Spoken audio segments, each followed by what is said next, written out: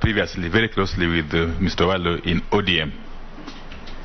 I remember during those days, Eliud, I, and a few others were what I would call ideological soulmates. And so on that basis that I want to proceed with my question.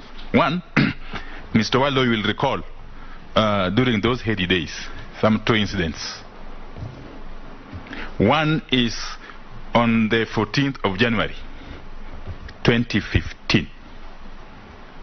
You led a team to Langata Primary School at the height of the controversy surrounding the alleged grabbing of its land by certain private developers or investors.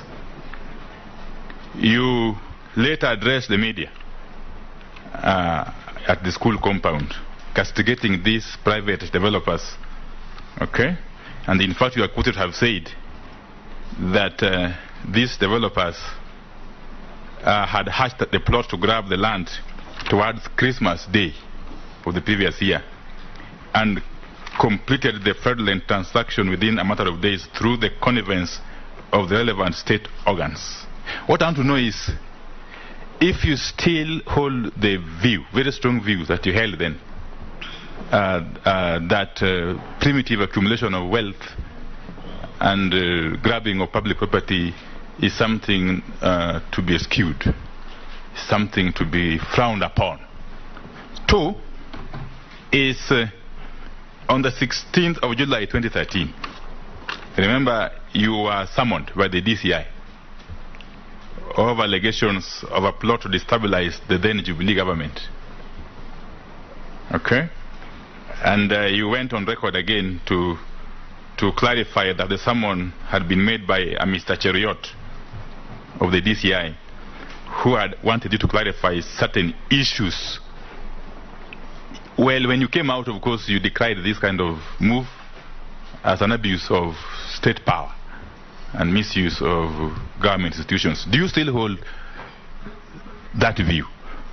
Thirdly, as I finish, is I have gleaned through your private website, and in that private website you pride yourself as a market leader in the field of organizational restructuring.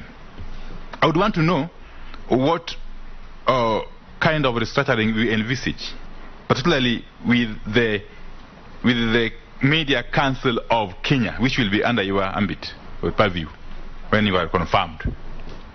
Remember the case of the CEO of this council arbitrarily attempting to throw out a board member, and Parliament had to come in to stop that illegal move.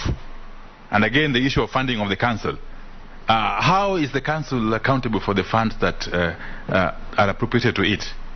Okay. Finally, is the elephant, the big animal called Government Advertising Agency. This agency has become a tool being used by the state to stifle freedoms as envisaged under Article 33, that's of expression, 34, media freedom, and 35, the right to information held by the state. It is also being used to punish certain media houses by denying them advertisements. So what are you going to do to reform this area? Thank you. Robert. Yeah, thank you, Chair. I know the nominees are aware that National Assembly had passed the cyber crimes bill, and it was actually assented to by His Excellency the President to become an act of Parliament. Then it found its Waterloo in the courts of law.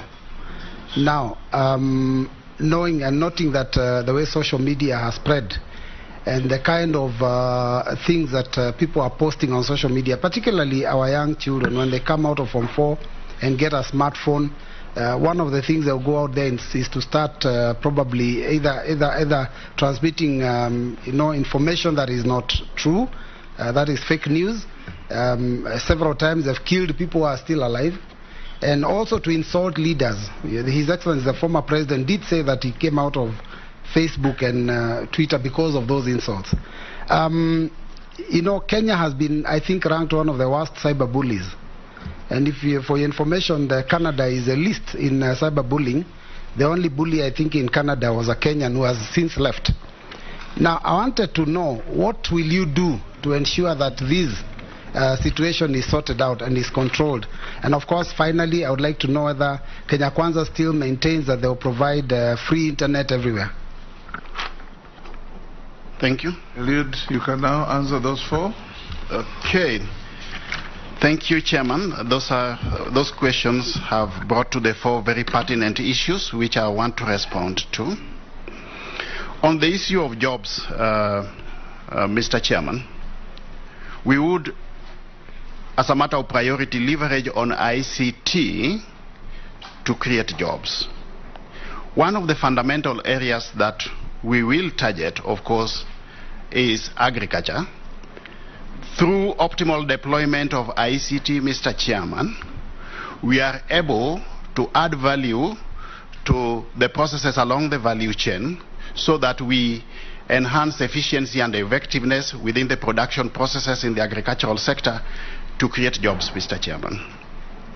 Two, with respect to digitization of government services, which is going to be also a key result area for me in this sector, we envisage to create a critical mass of digital jobs with a view to effectively bringing into the job market current unemployed youth who are actually qualified but lack opportunities, Mr. Chairman.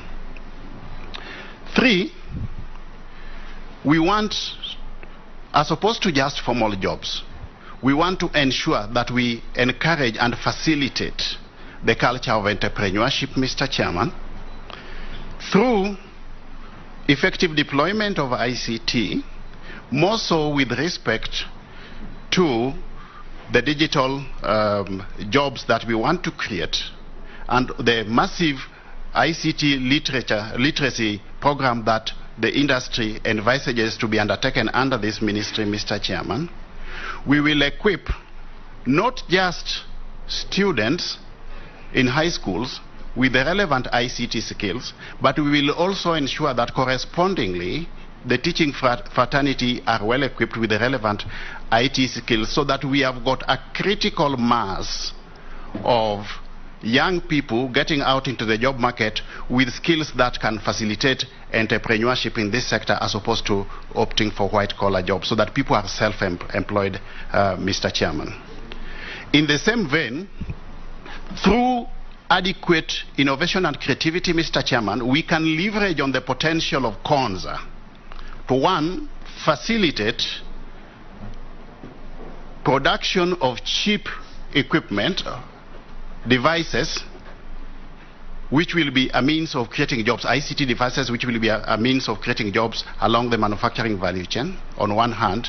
But two, also, we can leverage on the potential of Konza to facilitate development of ICT software, which also along the value chains will create a critical mass of jobs, Mr. Chairman. So, granted, Konza is currently punching below its weight. We can do much better, but it is on the right trajectory, Mr. Chairman. And if we put into place appropriate measures and means of revamping the operations of Konza, including but not limited to enhancing its status by anchoring its operations on the mandate provided through an act of parliament, we can actually enable Konza to operate at optimal capacity levels, Mr. Chairman. The second question was in relation to the net worth, more so with respect to the commercial trees which I plant. My proposition, Mr. Chairman, was that I am able to attach a value of 160 million shillings to these trees. And the Honorable Member for Kikuyu, Honorable Chungwa, has indicated that this will amount to 10,000 trees per acre, Mr. Chairman. I stand guided on this, but I believe that what I gave is actually a rough estimate of what the value proposition is based on valuation reports which I've gotten, Mr. Chairman. But I can counter-check that. With respect to the Postal Corporation of Kenya, the issue of the properties that the Postal Corporation owns, I do believe, and I'm a strong advocate of organizations. Chairman, the nominee indicated you have a valuation. Come again? You have a valuation, or is that? Not a valuation report, but estimates, which have been given, yes, yeah. I don't have the valuation report here. Okay. Yeah, but I can get it. But the land is in where, in Sia? It's here, yes, Sia County. Acreage? Acreage is over 200 acres. You're out of order, Honorable Kimani. Okay. You have to do it through the chair. Yeah. You're just engaging the witness. Okay. The acreage is over 200 acres. Sorry, but because I had asked the specific questions and it was not answering specifically, because I had asked the actual acreage. Yes. And the trees I had indicated it would average 10,000 trees per acre, which if you try and squeeze 10,000 trees on an acre, they will not fit.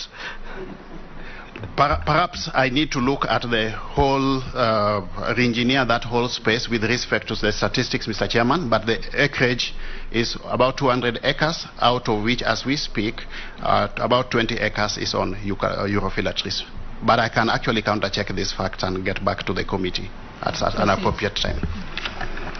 On the issue of Postal Corporation owning properties which are underutilized, from a private sector perspective, I'm a strong advocate of organizations concentrating on their core business, Mr. Chairman. And perhaps this could be an avenue of diversifying the revenue stream if we could get certain partners of partners from the private sector partnering with Postal Corporation to develop some of these properties instead of leaving them idle. This could actually be a means of diversifying the revenue streams of Postal Corporation, Mr. Kenya. On the sale of telecom, one, my understanding is that telecom holds a critical mass of strategic ICT infrastructure that serves various facets of our Kenyan economy, Mr. Chairman. Strategic in the sense that some of these are critical factors or critical services within the government ecosystem.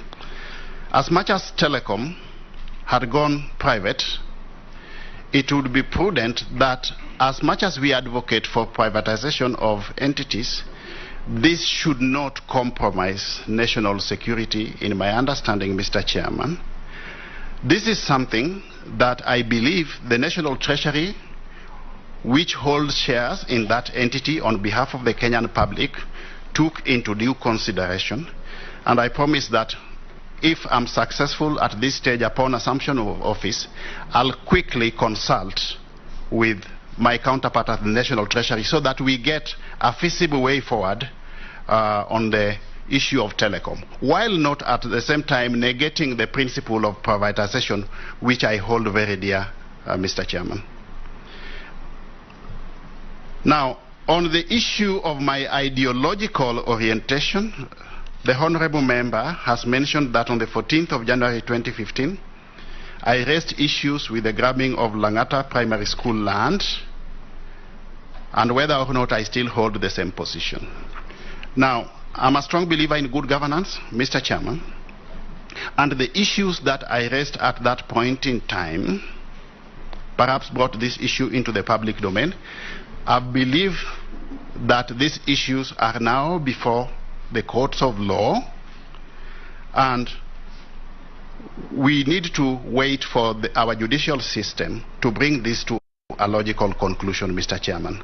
Now, as much as we need to hold dear the principles of good governance, I, in the same vein, believe that we need to allow independent institutions, Mr. Chairman, to execute their mandate without any undue influence from any sector in government. And if institutions are independent, let us not have any other arm of government interfering in the independent institutions the operations of those independent institutions. So I believe that the institutions which are charged with this responsibility will execute their mandate with respect to this case to a logical conclusion, and at that point in time we will stand guided accordingly, Mr. Chairman. There's also the issue of I having been summoned to the CID headquarters on 16th of July 2013 on alleged matters of having some intentions to destabilize the then Jubilee government. Mr. Chairman, it is indeed true that those summons were issued one morning. I got those summons. I organized myself quickly and reported to the CID headquarters. But when I got there, I came to realize that the CID acted on some claims or allegations by some anonymous complainant. And at that point in time, the CID had not ascertained the veracity or otherwise of those allegations.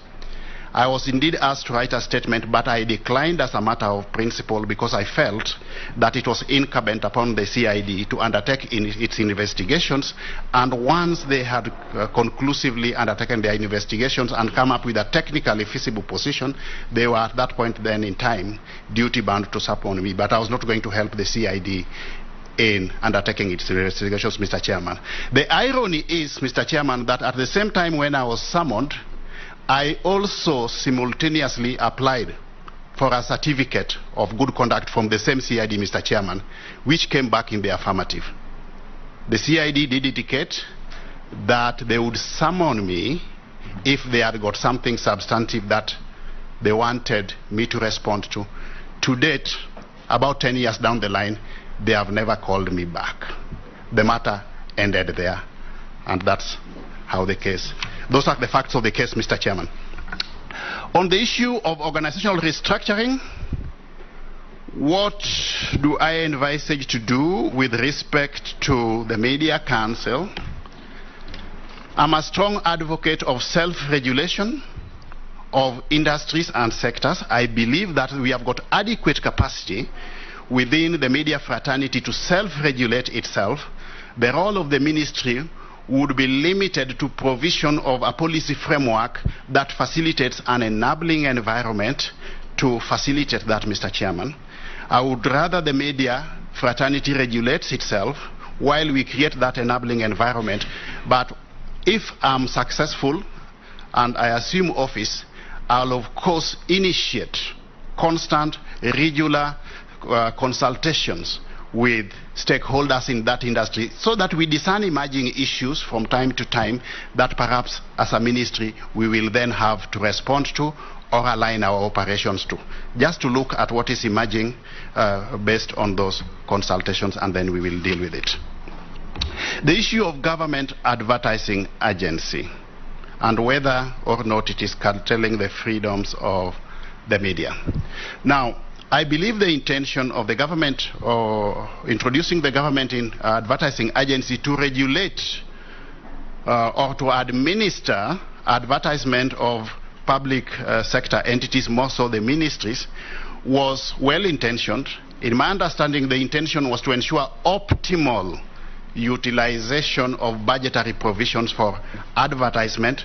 This again is an issue we can look at, and depending on whatever feedback we get from the stakeholders, I believe in a participatory approach to leadership, Mr. Chairman, then we can re-engineer everything in that space at that point in time based on matters arising therefrom or incidental thereto, Mr. Chairman. On the issue of computer misuse and cybercrime bill, and of course the whole space of social media and whether or not we should regulate social media in conformity to the laws, fundamentally, as a matter of principle, I believe in personal discipline and self-regulation. That is the starting point. As a matter of courtesy, we know we have got the national values which all of us are incumbent to align to.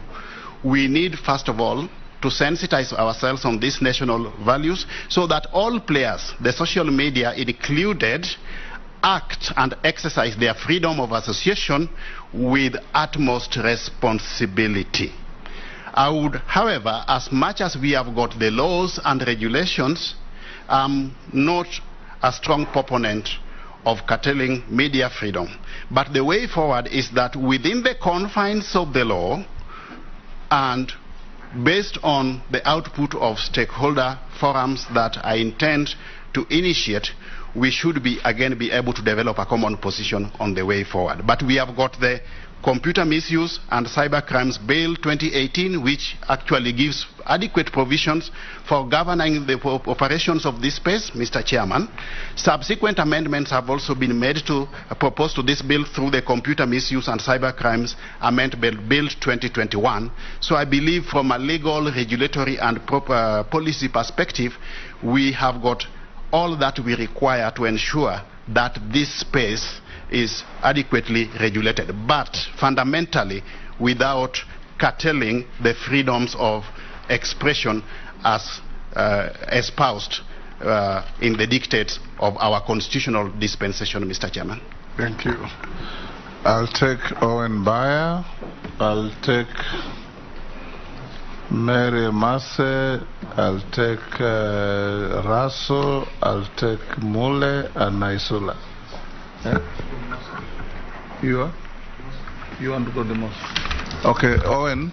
All right. Let me step you down. Okay. Give to the Honorable Dawood and Raso, they want to go to the most. You want to ask questions and wait for answers, or then it will make no difference? We want to do this. I thought you want to throw in a question and leave us to take the answers. Okay.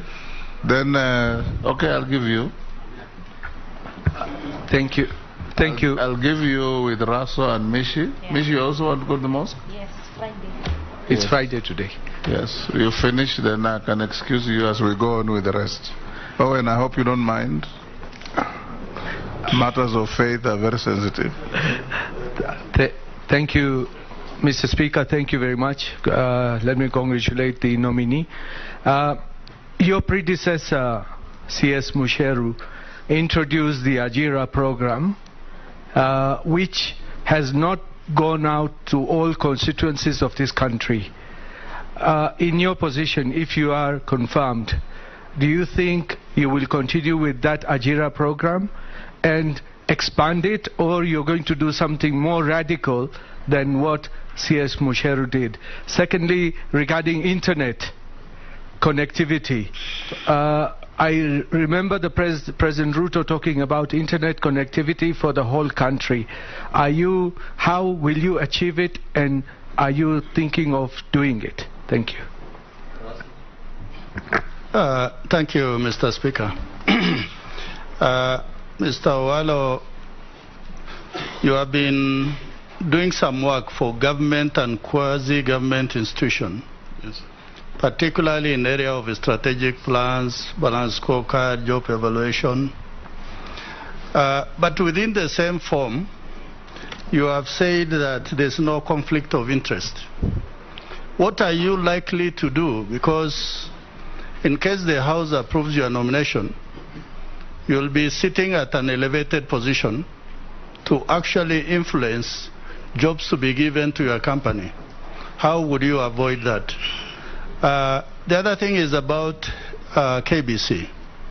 KBC is a depository of the history of this country, and it is the mother institution that has given birth to all other media houses. What is it that you are likely to do that it does not just become an archive, but also a leading media house, like what we see the BBC has happened to the BBC over a century? Thank you, Chair. Mission Bogo. Yeah, thank you, Honorable Chair. Honorable Chair, as per Kenya Kwanza Manifesto, they have said that they are going to reduce the cost of making phone calls and internet, and also allow Kenyans, and especially the youth, to access online platform so that they use. I don't know how viable is it going to happen, because the last regime where His Excellency was the Deputy President, you promised to give laptops to all the students in our schools, but it never materialized. I don't know how different are you going to do it right now to ensure that this one is achieved. The other one is on e-learning as a remedy to ensure that we reduce the cost of education. But I would also want to hear whether you're going to extend this in terms of adult education centers, where so many Kenyans who could not access education during their early ages, now they want to be literate. Thank you, Honorable Speaker. Eliud, you can quickly answer those short, precise questions. Okay, thank you, Mr. Chairman. The Ajira digital program is a fundamental and, in my view, very feasible proposition. Yes, we will continue with it because it is actually a mechanism of leveraging on our digital platforms to create jobs for the youth.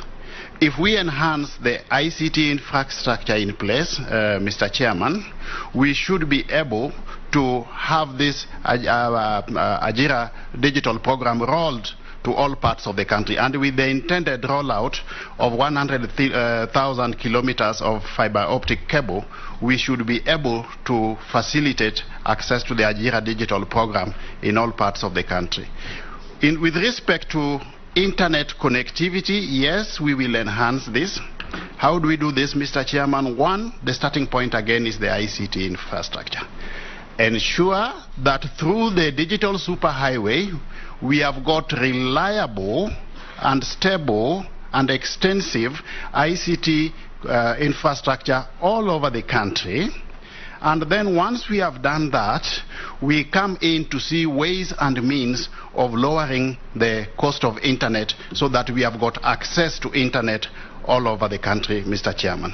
Mr. Chairman, ceteris paribus, the cost of internet, like any other product in the market, is a function of the inputs that go into the productive processes.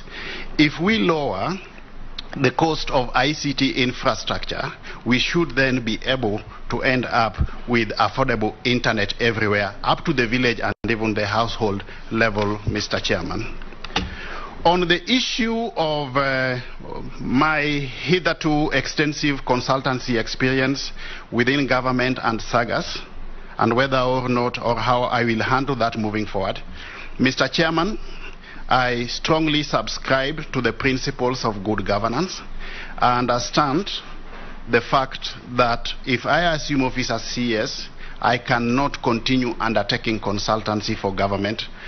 As we speak, I've already given firm instructions to my lawyers to evaluate this position and see how fast, upon assumption of office, if I'm cleared, I can then vacate the consultancy space for governments, Mr. Chairman, and this is something that I promise to do. There will be absolutely no conflict of interest on my part with respect to consultancy assignments, more so with respect to specifically the execution of these assignments by the firm where I've been the managing consultant, Eliud and Associates. With respect to KBC, I fully and exclusively agree with the honorable member that something needs to be done about KBC. Mr. Chairman, it is ironical that KBC, with its strong brand and wide network of infrastructure, is today punching below its weight in the marketplace. This will be one of my key areas of intervention if I come into office as CS for this ministry, Mr. Chairman. So what do I intend to do? One, I intend to revitalize the operations of KBC, first of all, by rebranding it. I don't quite understand the reason that informed, first of all, the change of name from the Voice of Kenya to the Kenya Broadcasting Corporation, Mr. Chairman. You know, there are certain very simple, basic things you can do and just change, turn over an organization. Just by changing the name of KBC to and reverting it back, for example, I'm just giving a hypothetical example, to its hitherto Voice of Kenya. That stands KBC in good stead to be seen as a market leader in that sector. Simple things. You just rebrand it. 2, we can strengthen or leverage on ICT to re-engineer the content of KBC so that it gets effective positioning in the market.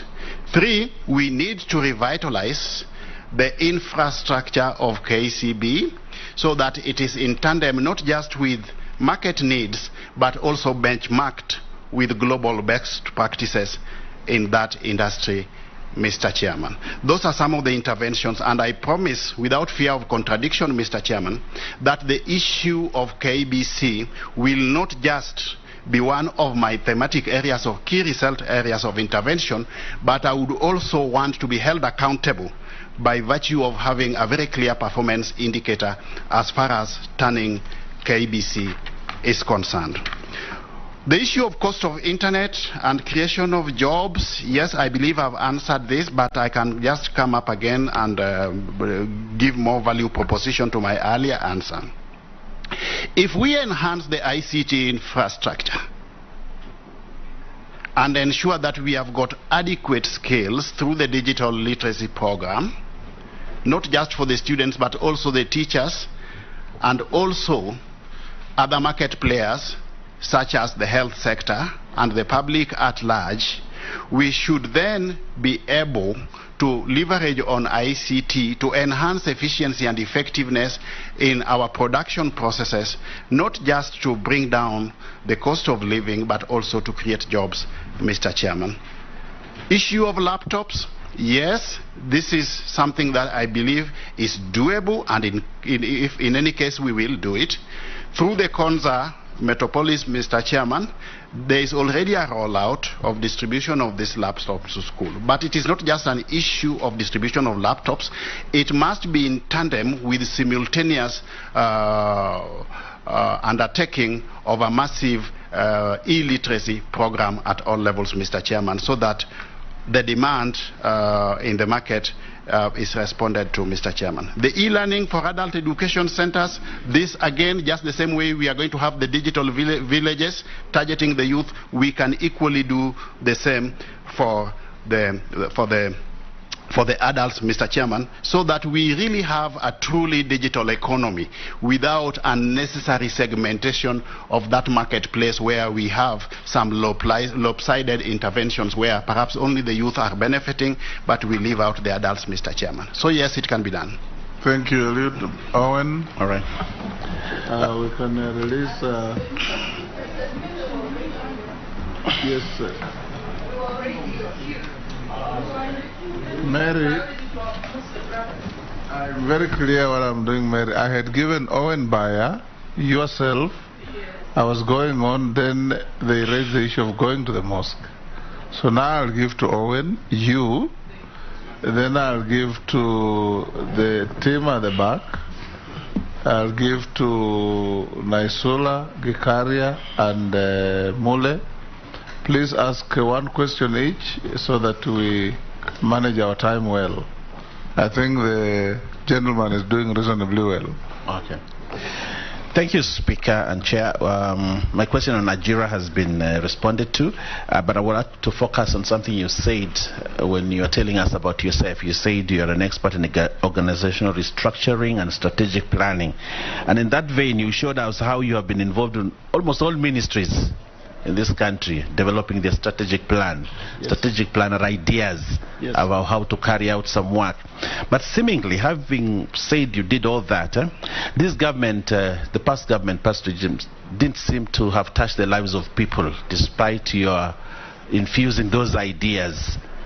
And the cost of life went high, cost of living went high, everything else didn't go right, and yet this government seemed to have been exclusively operating on your ideas. What value do you bring to the new government? What is it, what new ideas do you have that will permeate government and make life better, reduce the cost of living, make life good for Kenyans? And what went wrong despite your ideas? Thank you, Chair. Mary? Well, thank you, Speaker. Through you, the nominee, one of the other pledges that we gave to the Kenyans through the Kenya Kwanza pledges was the mainstreaming was the need to mainstream the development of arts and culture. I'm talking about theaters, music halls, art galleries, into the infrastructure development program. We all are aware that we have a lot of talent out there. And to the members, I know each one of us has had to support an artist. Where I come from, they go and record music in Uganda. So my question is, as Cabinet Secretary, what are some of the areas you'll prioritize, and how will you address the challenge of funding the infrastructure projects to unlock the potential of the creative economy? And I offer you 5 acres of land in Teso South to start one for Busia County. Thank you. Yes, Naisula. Thank you, Chair. Mr. Owalo, how do you facilitate the inclusion of students from the rural communities or those in far-flung areas who don't have access to modern technology and internet connectivity, just so that there is equity? And Mr. Chair, if you'll just allow me to add this, that having worked at KBC, I don't think that rebranding is the main problem. It has been rebranded and rebranded and rebranded before. I don't think that is the main challenge. You might have to relook at it. But I want to also hear about the staff. You have to look at their motivation when you look at promotions, their salaries, just so that KBC is not only an incubator of good talent and then they move to the private media houses, but you should actually aim to retain the great talent that is at KBC. Good. Nakuru East. I am impressed, Mr. Owano, by what you've done on the aspect of the pro bono. You know, sponsoring Gor Mahia, AFC and others. How I wish that that amount of money would have been used at these small clubs in Siaya village for you to be able to, you know, to tap talent. Because as you have said, and I've seen some of the articles that you've written on how the government should come in and save AFC and Gor Mahia, which is something that is okay, but how I wish you would have gone down to the village. And my question is about if we digitalize services, government. When I was doing my course, we were told as we also digitalize, then the aspect of cutting employment is also very huge. As you digitalize, then you reduce the number of employment, because if things were done manually, you could see how the number of employees, and yet Kenya Kwanza is there to create opportunities, job opportunities, and to reduce the unemployment percentage. So how are you going to balance as you digitalize vis-a-vis, you know, killing job opportunities that are brought by that? Thank you. Mole. Thank you very much, Speaker. This goes to the nominee, and my question goes by what is in the public domain, which is the unearthing of state-owned fiber optic network project, whereby the lender, who is Exim Bank of China, is said to be in debt of 21 billion Kenya shillings, and the access of the project documents, contracts signed between locals and international, has been an opaque and has not been very clearly exposed to the public. As a cabinet nominee, will you be in a position to give us a clear openness on this project, together with device management system being installed in communication mobile for Kenyans, which might lead to serious surveillance of Kenyans without their notice? I know you might not want to comment on this because it's an issue between the communication of Kenya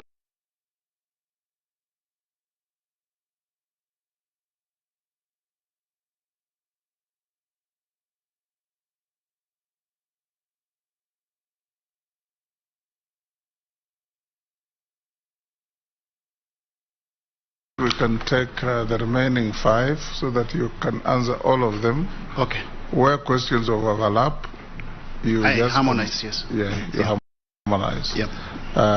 Amisi, then Kosing, then George, then Ferdinand, then Mukami. Thank you. One question each, please. Yeah. Thank you, Chair. The nominee, you started by describing the various types of markets, from the monopolies or oligopolies, and touching on monopolies that have controlled the market here in Kenya. Most citizens become suspicious of the monopolies that exist because they basically cause inequalities, and they wield a lot of economic power. They exploit, factors of production, labor and capital to the disadvantage of the other new entrants. Do you think it is a common threat to telecommunication in the near future and even in the media? Because when you focus so much on one state media to the disadvantage of the other in a very highly competitive global environment, is this a threat, monopolies?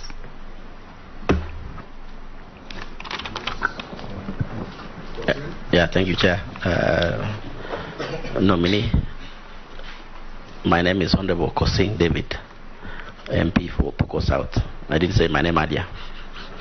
Mr. Chair, the nominee is coming at a very critical time. Should this House, through this committee, approve him?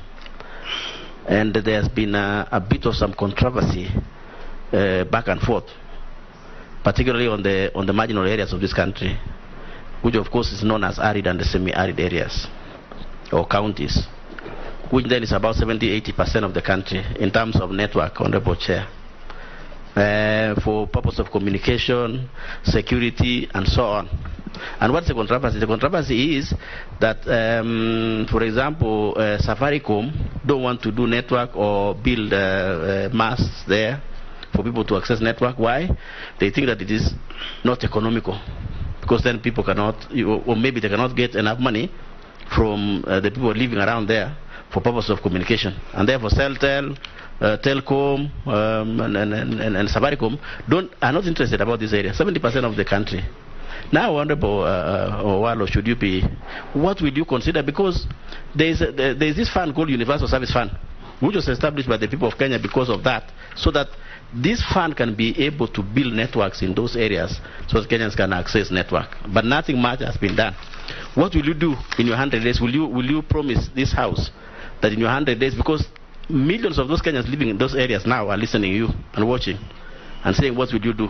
Will you take that one as one of your performance contracts from ourselves, from myself on behalf, and say you will be able to take this fund to where it is supposed to have been working, which is those areas which people consider uneconomical, and yet there are people of Kenya living there. Thank you, Chair. George. Thank you, Chair. Thank you, Chair. Nominee, we represent rural constituencies, and a while back we were encouraged through CDF to construct ICT hub centers.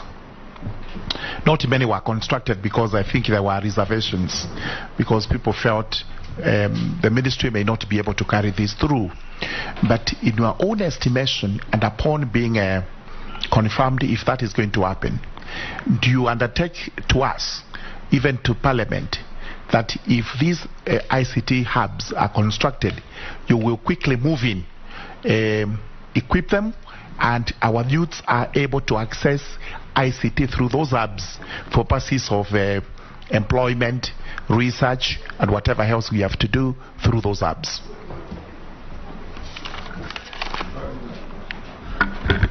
Of Kwanza. I see. My name is Ferdinand Wanyonyi of Kwanza constituency.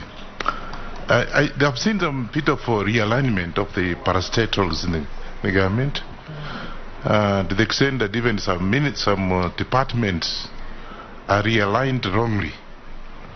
I know of a case where I've been discussing with my colleagues here as well. You find the irrigation department, which is basically in agriculture, was moved to, I know irrigation is water, but what you irrigate from crops, is moved to blue economy. I don't know by name or whatever, the arrangement of that. And if you have been a consultant, I see you're very vast in this, and there is a respect you for that reason.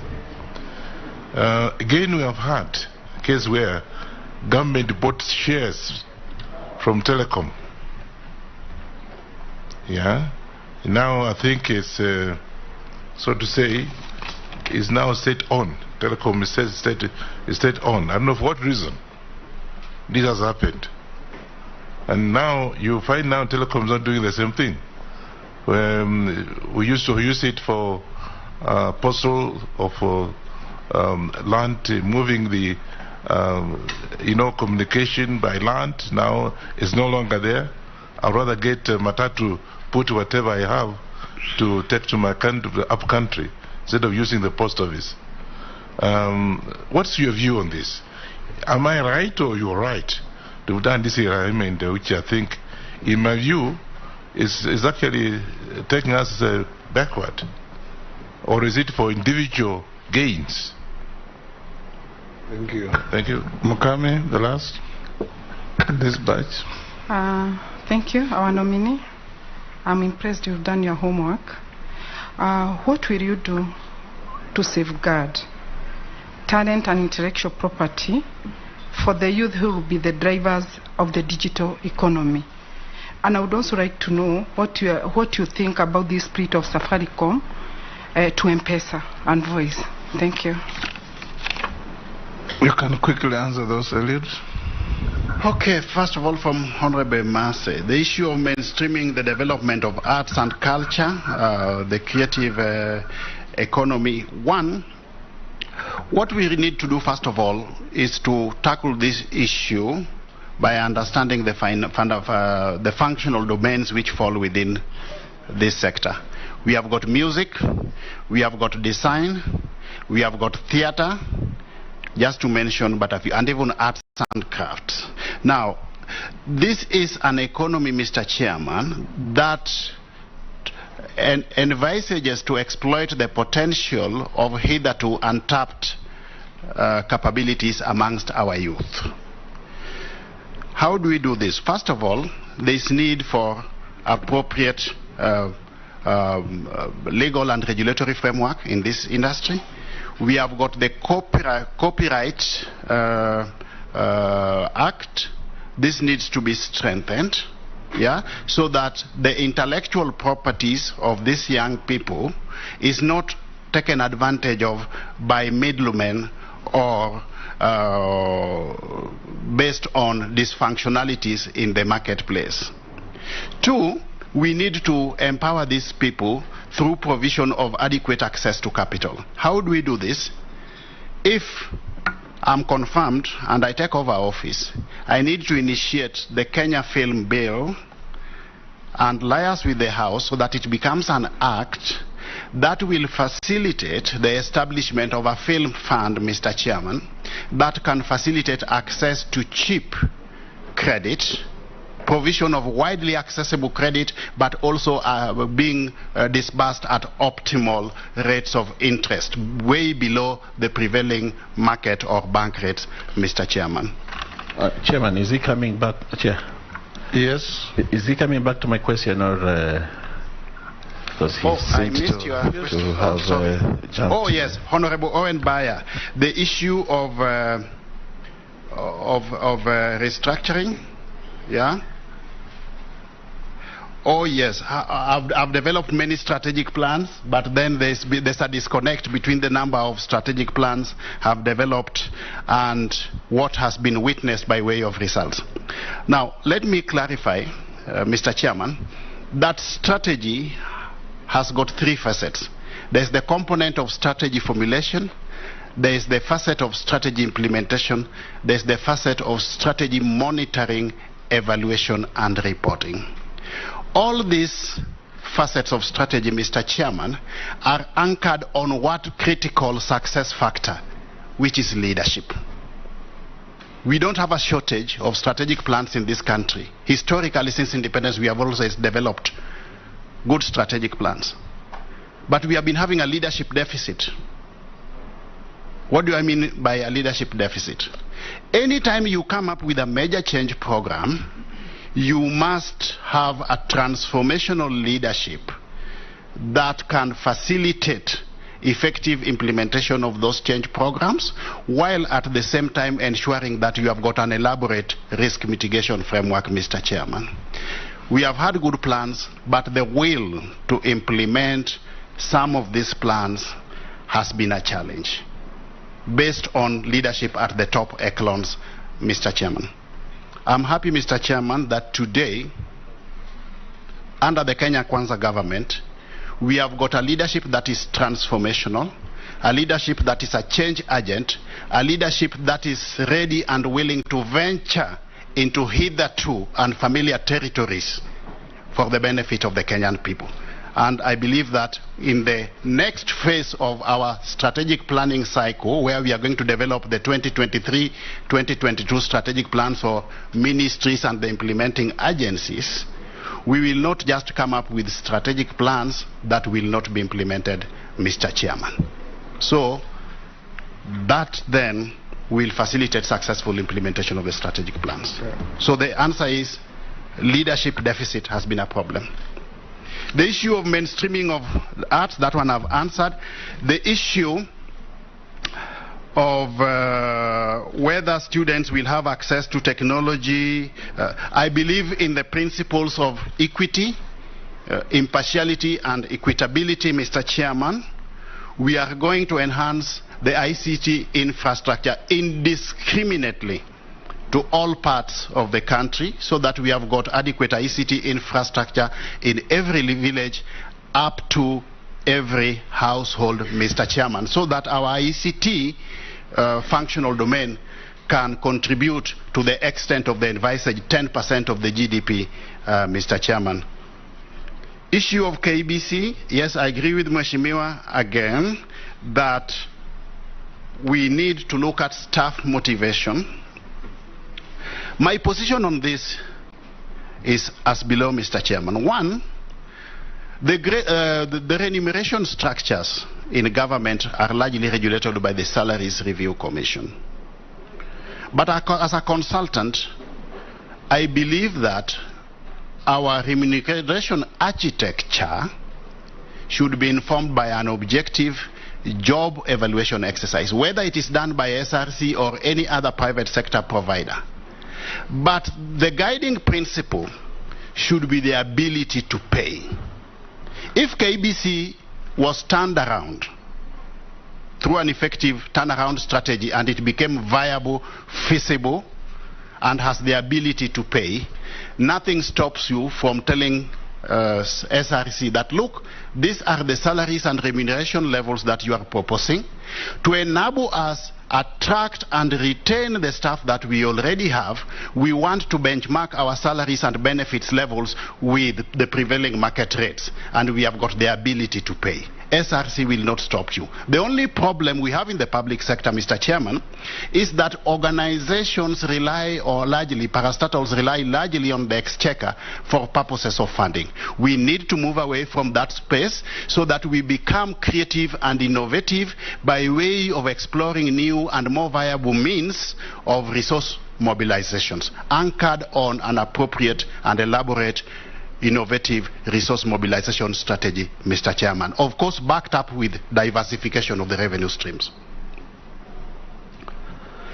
Issues of sponsorships, which I've undertaken over a long period of time to our sporting fraternity, Gor Mahia, AFC, and the like. Yes, I agree with you fully and exclusively that we need to cascade this down to the lowest levels.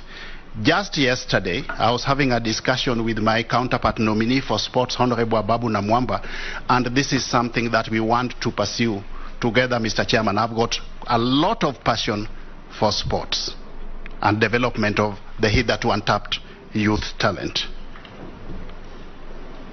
As to whether or not digitization will lead to the cutting down of employment, I think that is the traditional thinking as opposed to the innovating thinking, Mr. Chairman. We can grow the two hand in hand by leveraging on technology while at the same time exploiting that potential to create jobs. It's a question of how creative we are. Let us not deploy the traditional approach that where there is one additional computer, one person must go home. On the issue of fiber optic network, as to whether or not the issue of Exim Bank of Kenya having been a lender through an opaque system, I would seek indulgence of the House that you allow me, if I'm approved by this committee, to get into the House so that I hold adequate consultations with my counterpart at the National Treasury at that point in time, so that based on the principle of collective responsibility in government, Mr. Chairman, I'm not coming up with a proposition before this committee that will not stand the test of time. On the issue of monopolies and whether or not... Yes, Mole. Thank you. Why don't you let him finish, then you seek your clarification? I just want him to finish one for all because it's something... Oh, okay, fine. Okay. On the issue of monopolies and whether or not that can cause disproportionalities in the market space, Mr. Chairman, my stand is that the role of government is to put in place an enabling policy and regulatory framework that ensures that we have got a level playing ground in the marketplace. Once that is in place, then it is incumbent upon each and every player in that space to exercise its strategic agility and maneuverability for effective positioning in that marketplace to attain both comparative advantage and competitiveness. So I would really not want to go or buy the argument that monopolies will lead to market efficiencies, and therefore we need to go a step further and curtail strongly performing organizations so that they come to the same level with organizations which are inefficient. Organizations have to be creative, innovative to survive. And in that operational environment, Mr. Chairman, it is cutthroat competition, and it is incumbent upon you as a player to cut your own niche in that operational environment. Ours is to provide an enabling legal, regulatory and policy environment as government. The issue of semi-autonomous areas, yes, as to whether or not we will extend the ICT infrastructure into those places, yes, and we will actually leverage on the Universal Service Fund, yeah, so that we utilize the resources available within that basket to extend the ICT infrastructure to those places so that we have got some equity and equitability in the provision of ICT infrastructure, Mr. Chairman. The issue of constructing ICT hubs or centers, this will be cascaded down to the lowest levels, Mr. Chairman. We will continue with this. It is already work in progress, and we will continue with this to the lowest levels of our operations, of the bottom of the pyramid, so that as we extend this, it is also in tandem with our bottom-up economic proposition. The issue of realignment of government functions with the mandates, functional mandates of the ministries. Executive orders, Mr. Chairman, are not cast on stone. They are developed by human beings. As and when there is an anomaly detected, yeah, within what the functional mandates of various ministries espouses and where the implementing agencies are domiciled, this can always be relooked at. In fact, as I speak, ourselves as cabinet nominees, we have been asked already just to look at the executive order and propose any value proposition based on these functional mandates to facilitate effective alignment. So this can be done, it will be done, and it has always been done, Mr. Chairman. The issue of telecom as to whether we are reverting to state ownership, I'm a strong believer that the work of government is to provide an enabling legal and regulatory framework as opposed to competing with the private sector in business, Mr. Chairman. But for strategic reasons, which I had mentioned earlier, we also need to recognize that Telecom Kenya has at its disposal or within jurisdiction a critical mass of strategic infrastructure.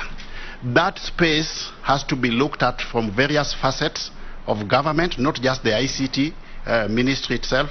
It has got to be looked at from the National Treasury, from the Ministry of Interior, and again, based on the principle of collective responsibility within government, I promise that if I assume office, I will discuss and get to a level playing ground or develop a common denominator with my counterparts, and we will come up with a feasible way forward as far as telecom is concerned within the short run.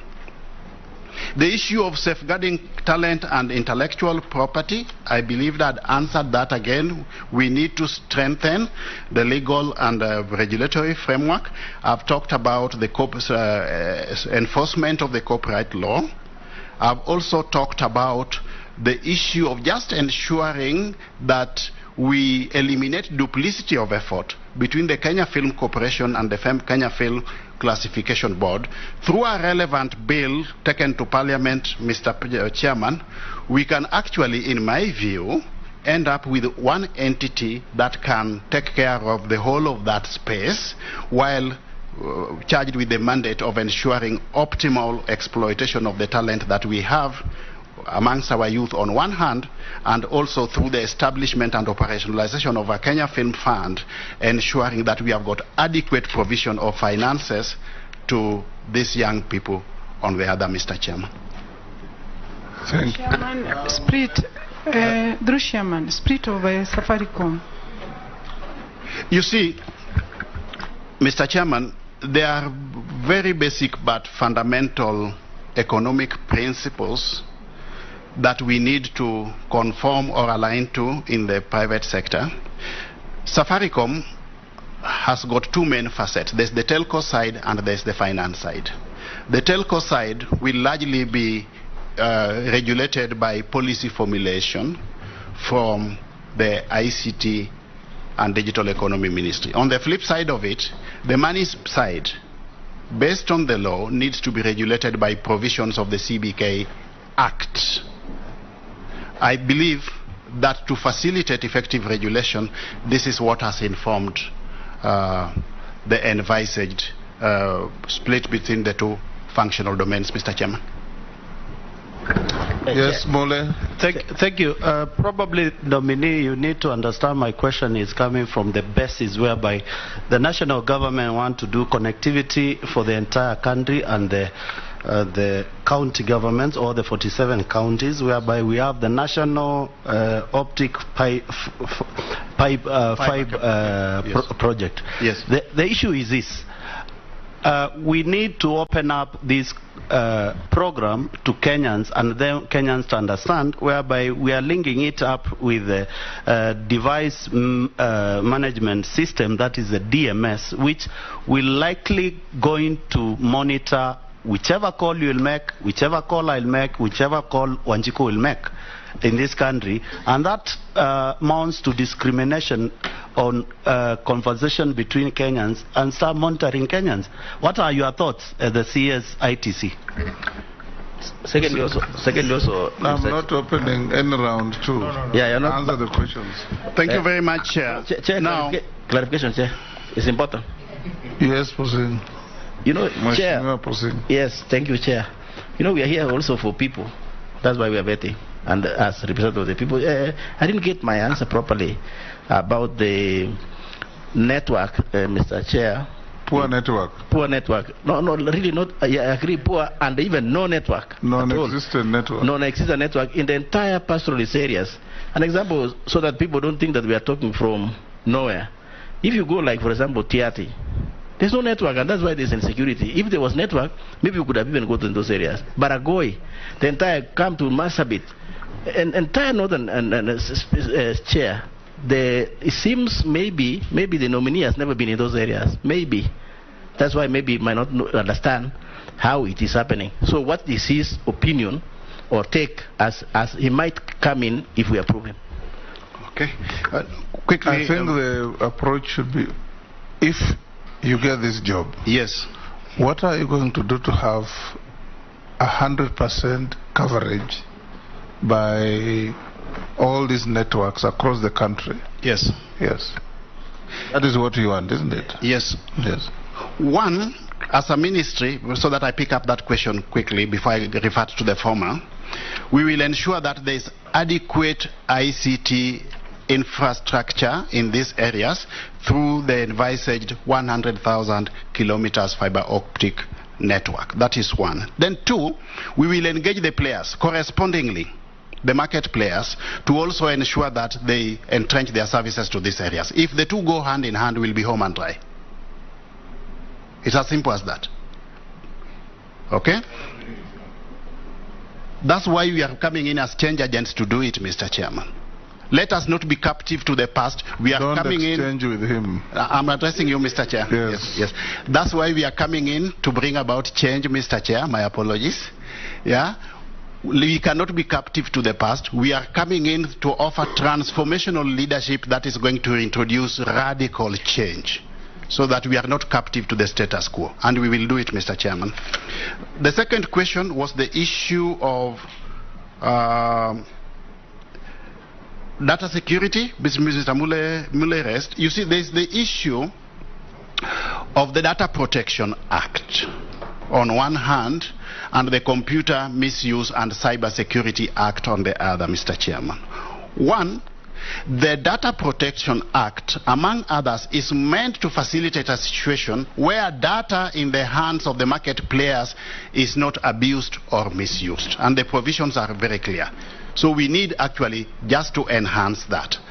And if there are any issues or emerging issues that need to be addressed, again, I've said from the onset that we will adapt a participatory approach and engage all stakeholders so that their views can be integrated into this process. We also need to understand, Mr. Chairman, that the rate of change of legislation or legislative reforms or policy and regulatory reforms is slower than the rate of innovation.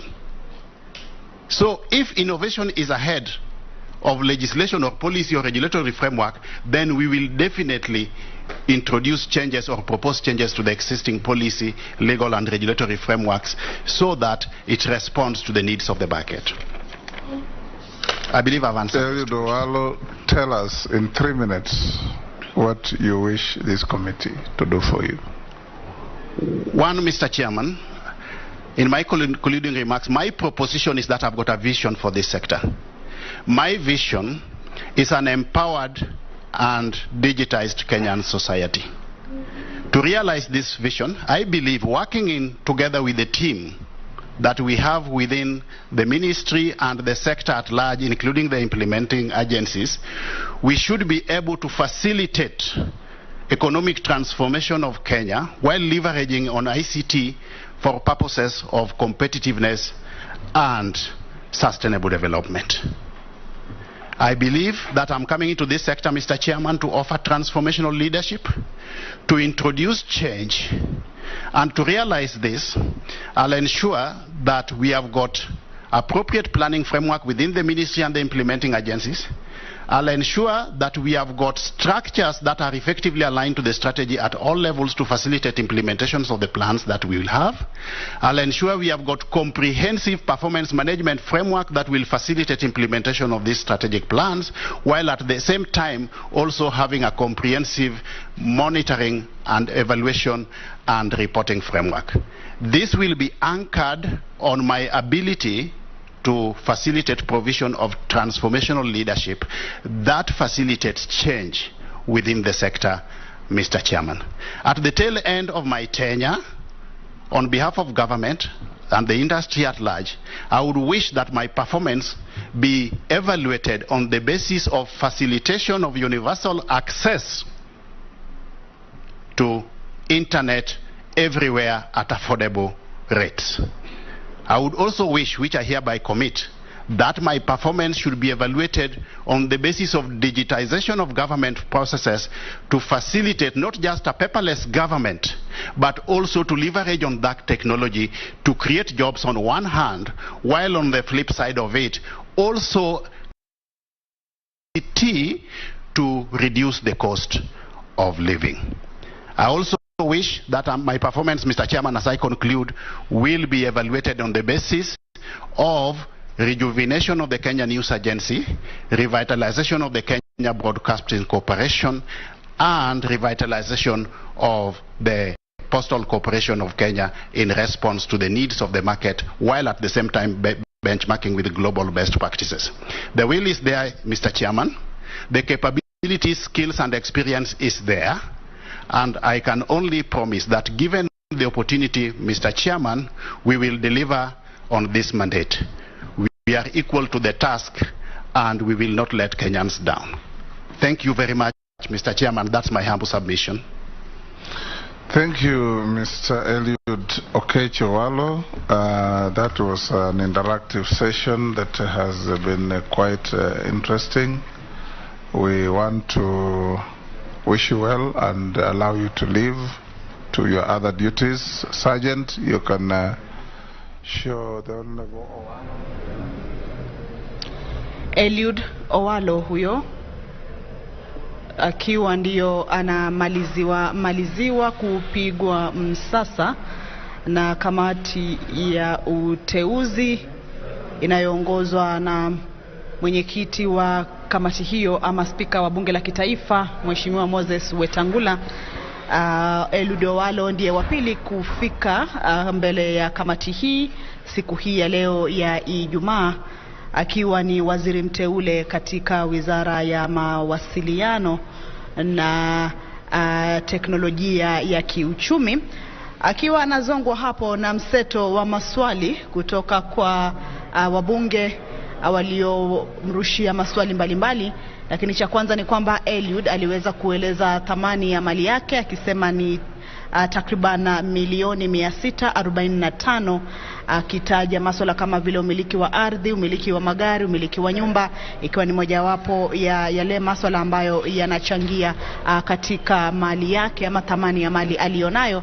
Anaondoka kizimbani kwa sasa, ikiwa kamati hiyo inatakiwa kwa sasa kuchukua mapumziko mafupi kwenda kupata chakula cha mchana takriban lisaa moja, na watakuwa ni wenye kurudi mwendo wa saa 8:30 kama ilivyo ada ama kama ilivyo kawaida ama kama tulivyoshuhudia kwenye vikao vya hapo awali.